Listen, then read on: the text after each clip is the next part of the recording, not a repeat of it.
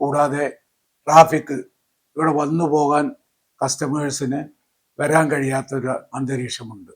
അത് ഞങ്ങളെ കച്ചവടത്തിനെ അധികം ബാധിച്ചു. നിരവധിയായ ക്ഷേമ പ്രവർത്തനങ്ങളിലൂടെ എന്നും പെരിന്തൽമണ്ണയിലെ വ്യാപാര സമൂഹത്തെ ചേർത്ത് പിടിച്ച പെരിന്തൽമണ്ണ മർച്ചന്റ് അസോസിയേഷന് ഇന്ന് തെരഞ്ഞെടുപ്പിലൂടെ പുതിയ ഒരു ഭരണസമിതി നിലവിൽ വന്നിരിക്കുകയാണ്. 18 വർഷക്കാലത്തോളം തുടർച്ചയായി വ്യാപാര സമൂഹത്തെ മുന്നോട്ട് നയിച്ച ചമയം ബാപ്പു തന്നെയാണ് വീണ്ടും പ്രസിഡന്റായി തെരഞ്ഞെടുക്കപ്പെട്ടിട്ടുള്ളത്. ചാനലിന്റെ പ്രേക്ഷകരോടൊപ്പം നിയുക്ത പ്രസിഡന്റും മറ്റ് ഭാരവാഹികളും കൂടെയുണ്ട്. എന്തായാലും വലിയ രീതിയിലുള്ള ഒരു പ്രതിസന്ധി ഘട്ടത്തിലാണ് വ്യാപാര സമൂഹത്തിന്റെ അധ്യക്ഷനായിക്കൊണ്ട് താങ്കൾ ചുമതലയേൽക്കുന്നത്.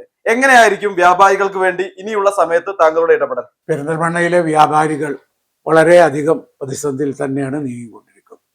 എല്ലാവരും പറയുന്നത് പോലെ വ്യാപാരങ്ങൾ വളരെ കുറഞ്ഞു പോവുകയും വ്യാപാര സ്ഥാപനങ്ങൾ വർദ്ധിക്കുകയും ചെയ്തു. കൂടാതെ ട്രാഫിക് ഇവിടെ വന്നു പോകാൻ കസ്റ്റമേഴ്സിന് വരാൻ കഴിയാത്തൊരു അന്തരീക്ഷമുണ്ട്. അത് ഞങ്ങളെ കച്ചവടത്തിനെ അധികം ബാധിച്ചു.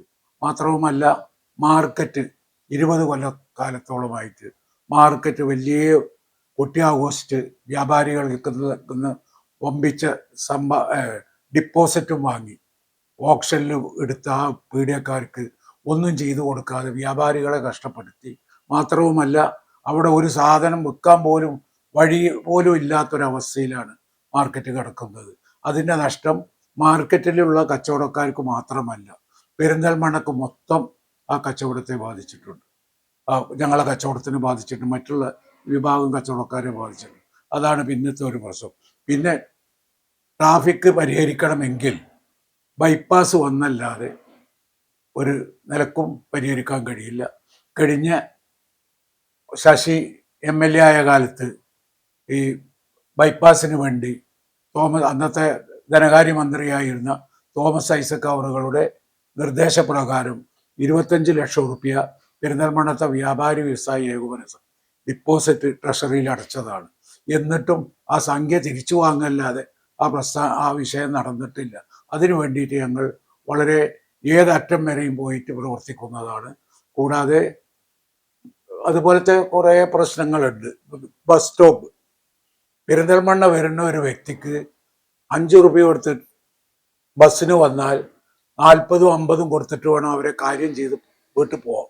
അത്ര അധികം പെരിന്തൽമണ്ണയിൽ വരുന്ന യാത്രക്കാർക്ക് വിഷമം ഉണ്ടായിട്ടുണ്ട്.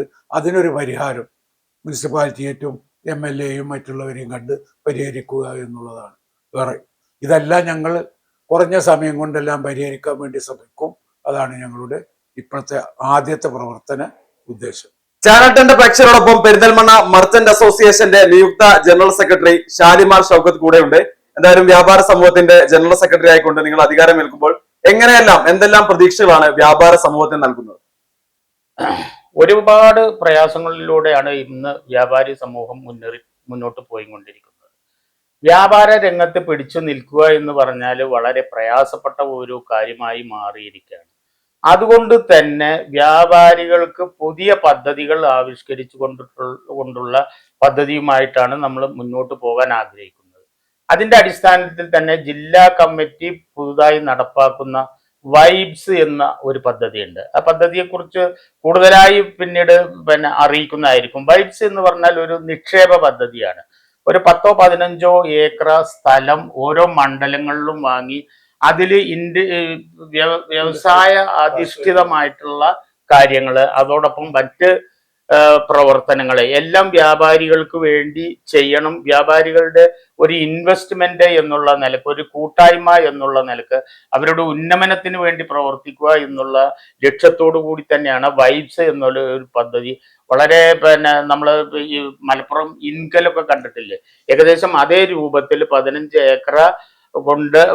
ഏക്കർ സ്ഥലം വാങ്ങി അതിൽ ഇൻഡസ്ട്രിയൽ യൂണിറ്റുകൾ തുടങ്ങി നമ്മുടെ മെമ്പർമാരായ വ്യാപാര സ്ഥാപനങ്ങളിൽ കൂടി തന്നെ അതിൽ ഉൽപ്പാദിപ്പിക്കപ്പെടുന്ന ഉൽപ്പന്നങ്ങൾ വിറ്റഴിക്കുന്ന രീതിയിൽ എന്നും ഒരേ രീതിയിലുള്ള കച്ചവടം അല്ലാതെ വ്യാപാരികളെ പല രൂപത്തിലുള്ള ഇൻവെസ്റ്റ്മെന്റുകൾക്കും അതേപോലെ തന്നെ പല പദ്ധതികളിൽ ഉൾപ്പെടുത്തിക്കൊണ്ടും അതോടൊപ്പം തന്നെ വ്യാപാരികളുടെ കാര്യം മാത്രമല്ല, പെരിന്തൽമണ്ണയിലെ പൊതുജനങ്ങൾക്ക് ആവശ്യമായിട്ടുള്ള ജീവകാരുണ്യ പ്രവർത്തനങ്ങൾ കഴിഞ്ഞ കാലങ്ങളിലൊക്കെ നമ്മൾ ചെയ്തിട്ടുണ്ട്. കിഡ്നി പേഷ്യൻസിനുള്ള ധനസഹായം, അങ്ങനെ ഒരുപാട് ജീവകാരുണ്യ പ്രവർത്തനങ്ങൾ ചെയ്തുകൊണ്ടിരിക്കുന്നുണ്ട്.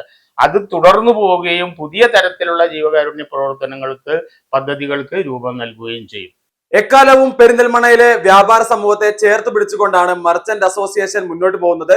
പുതിയ ഭരണസമിതി വലിയ ആത്മവിശ്വാസത്തോടെ നിരവധി കാര്യങ്ങൾ നടപ്പിലാക്കുമെന്നും വ്യാപാര സമൂഹത്തെ ചേർത്ത് പിടിച്ച് മുന്നേറുമെന്നാണ് ഇവർ പറയുന്നത്. പുതിയ ഭരണസമിതിക്ക് എല്ലാവിധ ആശംസകളും അറിയിച്ചുകൊണ്ട് ക്യാമറമാൻ KT പ്രമോദിനൊപ്പം അജ്നാസ് കൂടരഞ്ഞി, ചാനൽ 10 പെരിന്തൽമണ്ണ. നമസ്തേ, ഞാൻ ദേവി കൃഷ്ണ. ഞാൻ ഇറിഗേഷൻ ഡിപ്പാർട്ട്മെന്റിൽ വർക്ക് ചെയ്യുന്നു. വളരെ കൺസെപ്റ്റ് ഓറിയന്റഡ് ആയിട്ടാണ് ടീച്ചേഴ്സ് കുട്ടികളെ പഠിപ്പിക്കുന്നത്. കുട്ടികൾക്ക് എല്ലാ വിഷയത്തിലും നല്ല മാർക്ക് മേടിച്ച് പാസ്സാവുക എന്നത് മാത്രമല്ല നമ്മൾ എഡ്യൂക്കേഷൻ കൊണ്ട് ഉദ്ദേശിക്കുന്നത്.